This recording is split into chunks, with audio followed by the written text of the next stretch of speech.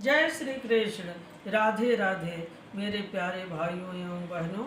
आज मैं अधिक मास पुरुषोत्तम मास की परमा एकादशी कृष्ण पक्ष की कथा सुना रही हूँ। आप लोग बड़े प्रेम और भाव से सुनिए। अर्जुन बोले, हे जनार्दन, आप अधिक मास पुरुषोत्तम मास के कृष्ण पक्ष की एकादशी का नाम तथा उसके व्रत की विधि बतलाइए।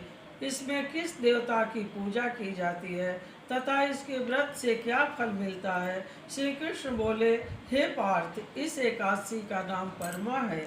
इसके व्रत से समस्त पाप नष्ट हो जाते हैं तथा मनुष्य को इस लोक में सुख तथा परलोक में मुक्ति मिलती है।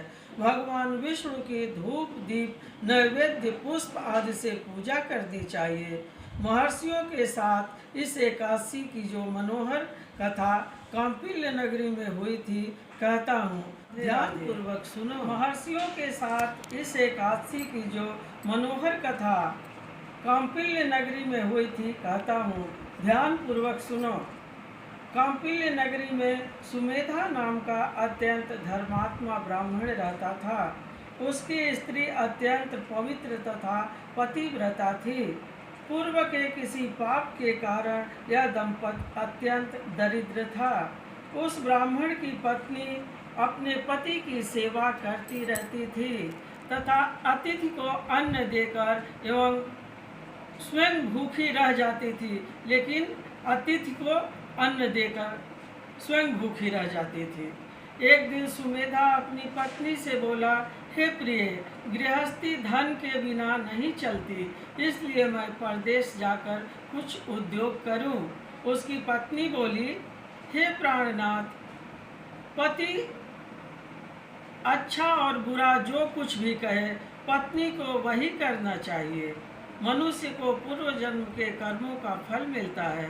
विधाता ने भाग्य में जो कुछ लिखा है वह टाले से भी नहीं टलता। हे प्राणनाथ, आपको कहीं जाने की आवश्यकता नहीं। जो भाग्य में होगा वह यहीं मिल जाएगा। पत्नी की सलाह मानकर ब्राह्मण परदेश नहीं गया। एक समय कौंडिल्य मुनि उस जगह आए।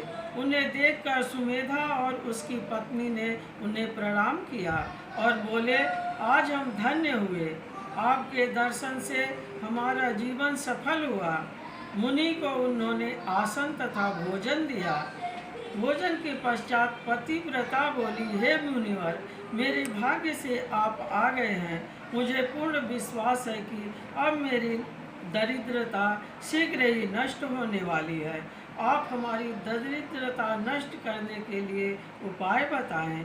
इस पर कौंडिल्य मुनि बोले, अधिक मास पुरुषोत्तम मास की कृष्ण पक्ष की परमा एकादशी के व्रत से समस्त पाप दुख और दरिद्रता आदि नष्ट हो जाते हैं। जो मनुष्य इस व्रत को करता है वह धनवान हो जाता है।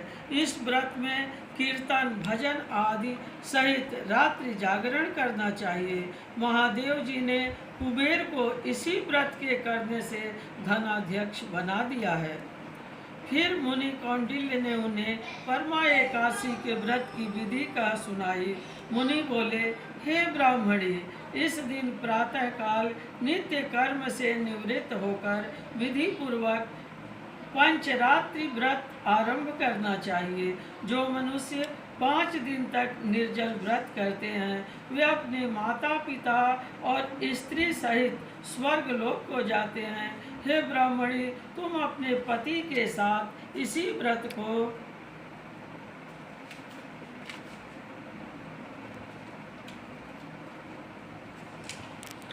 करो। हे ब्राह्मणी, तुम अपने पति के साथ इसी व्रत को करो। इससे तुम्हें अवश्य ही सिद्धि और अंत में स्वर्ग की प्राप्ति होगी। कौंडिल्य मुनि के कहे अनुसार उन्होंने परमा एकादशी का 5 दिन तक व्रत किया। व्रत समाप्त होने पर ब्राह्मण की पत्नी ने एक राजकुमार को अपने यहाँ आते हुए देखा। राजकुमार ने ब्रह्मा की प्रेरणा से उन्हें आजीविका के लिए एक गांव और एक उत्तम घर, जो कि सब वस्तुओं से परिपूर्ण था, रहने के लिए दिया।